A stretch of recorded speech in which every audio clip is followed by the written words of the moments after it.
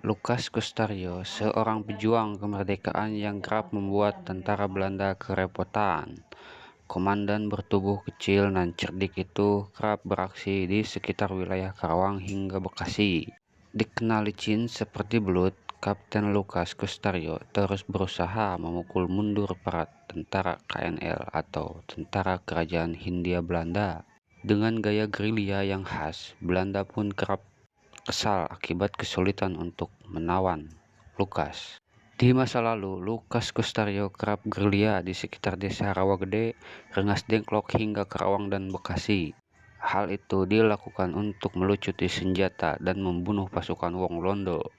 Di zaman penjajahan Jepang, Kapten Lukas bergabung dengan pasukan peta, yang dimana markas peta ini saat ini digunakan dan dibangun menjadi monumen tugu kebulatan tekad.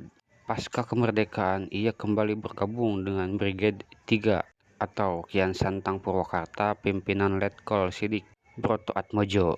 Selanjutnya, ia menjadi Komandan Kompi Batalion 1 Sudarsono atau Kompi Siliwangi atau yang dikenal sebagai Kompi Siliwangi Karawang Bekasi. Lukas Kostario lahir di Kabupaten Magetan, Jawa Timur pada tahun 1920. Selama masa hidupnya, ia tinggal di daerah Cipanas, Jawa Barat, yaitu 8 Juni 1997 hingga umur 76 tahun. Salah satu yang membuat tentara Hindia Belanda kewalahan adalah aksi gerilya yang selalu dilakukan pada malam hari dengan menjamar menggunakan seragam dari pasukan KNIL. Ia kemudian menghancurkan pos-pos inti dari para serdadu Belanda. Kapten Lukas pun kembali membuat tentara Belanda naik pitam ketika dirinya kerap menyabotase kereta api. Kereta tersebut diketahui mengangkut logistik hingga persenjataan untuk para tentara penjajah. Hingga saat itu sempat terjadi blokade di sekitar ibu kota Jakarta yang membuat para pejuang kemerdekaan mencari tempat persembunyian yang aman di kawasan Kabupaten Karawang, termasuk Lukas yang bersembunyi di Rawagede. Akibat aksi tak terdeteksinya itu, Lukas pun diburu oleh para tentara Belanda. Ia dianggap mengancam keberadaan para pasukan. Bahkan saking berbahayanya, pasukan KNIL dan tentara Belanda lainnya menggunakan tank serta menghargai kepala sang kapten sebesar 10.000 gulden. Pada 9 Desember 1947, pasukan Belanda yang terjadi dari sekitar 300-an serdadu militer KNIL memblokade jalan desa.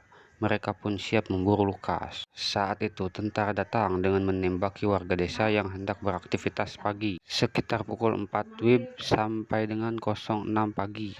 Mereka menggeledah seluruh rumah serta menembakinya untuk menemukan si begundal Karawang, Lukas Kostario, hingga larut malam. Namun apa yang dicarinya tidak membuahkan hasil. Sehari sebelum kejadian tersebut, Lukas pun memilih bersembunyi di desa Pasirawi yang berjarak kurang lebih 2 km dari Rawagede.